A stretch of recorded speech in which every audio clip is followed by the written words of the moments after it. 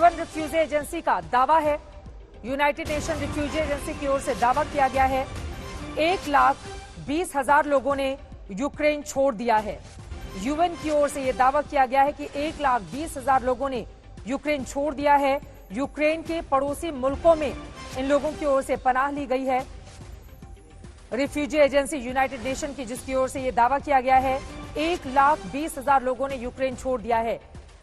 4.5 करोड़ से कम की आबादी वाला यह मुल्क यूक्रेन, कीव जो उसकी राजधानी है, तकरीबन 30 लाख की आबादी, 1,20,000 से ज्यादा लोगों ने अपना मुल्क छोड़ दिया है।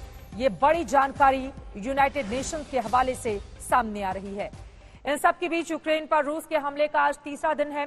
युद्ध से मची तबाही के बीच यूक्रेन के आम लोग अपनी जान को बचाने की कोशिशों में लगातार लगे हुए हैं। हजारों लोगों ने शेल्टर होम में शरण ले रखी है। तमाम लोग देश छोड़कर दूसरे देशों में जा रहे हैं। रूसी सैनिकों के हमलों के बीच कैसे खौफ के साए में डूबी है यूक्रेन की जनता, इस रिपोर्ट में देखिए।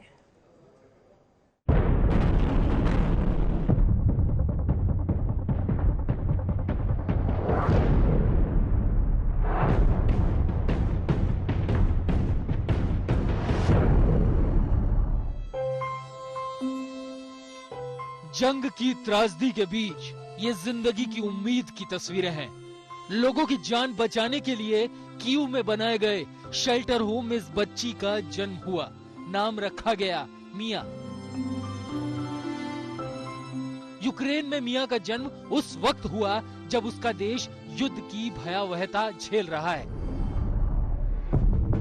रूसी सेना के हमलों के बीच शहर शहर में बर्बादी का मंजर है। धमाकों से इमारतें तबाह हो रही हैं। राजधानी कीव समेत कई बड़े शहरों में अफरा तफरी मची हुई है, क्योंकि वक्त बढ़ने के साथ साथ रूसी सेना तेजी से शहरों में घुसती जा रही है और उन्हें रोकने के लिए यूक्रेन के जवान अपनी जान की बाजी लगा रहे हैं।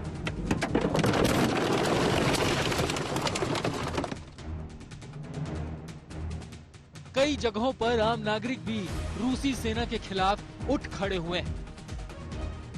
इन तस्वीरों में सड़क पर मौजूद एक शख्स जान की परवाह किए बिना रूसी सेना के सामने आ खड़ा होता है। रूस भले ही आम लोगों को नुकसान न पहुंचाने की बात कह रहा हो,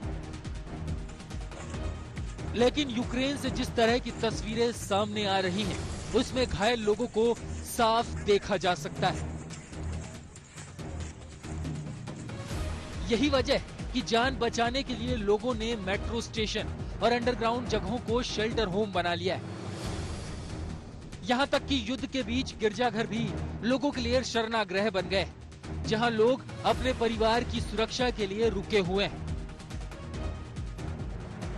तीन ओर से घिरे यूक्रेन के अलग अलग शहर युद्ध क्षेत्र बन चुके हैं और जंग के बीच हर शख्स अपनी जिंदगी बचाने की जदोजहद में जुटा हुआ है।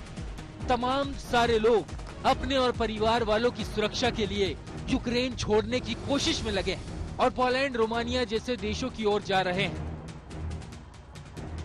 ये तस्वीरें यूक्रेन पोलैंड बॉर्डर की हैं, जहां गाड़ियों की लंबी कतार लगी हुई है।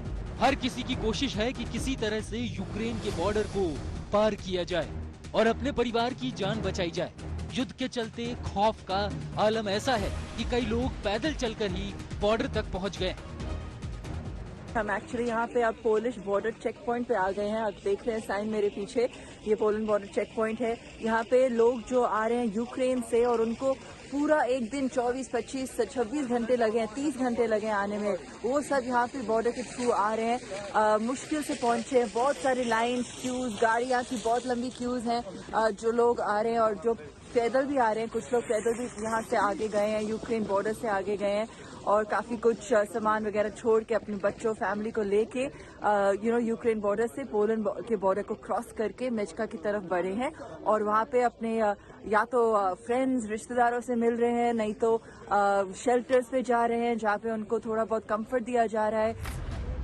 यूक्रेन छोड़ने की कोशिश में लगा हर शख्स डरा हुआ है। सबसे ज्यादा चिंता उन लोगों की है जिसके छोटे छोटे बच्चे हैं।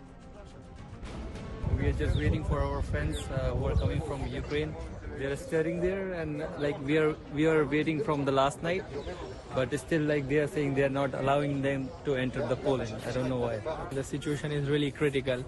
Their families are desperate. They are contacting us. Their relatives are contacting us, and we are not even able to make contact with them because there is no signal. Their batteries have gone. They are thirsty. They are hungry. They want to eat, and we are just helpless. We are just stuck here.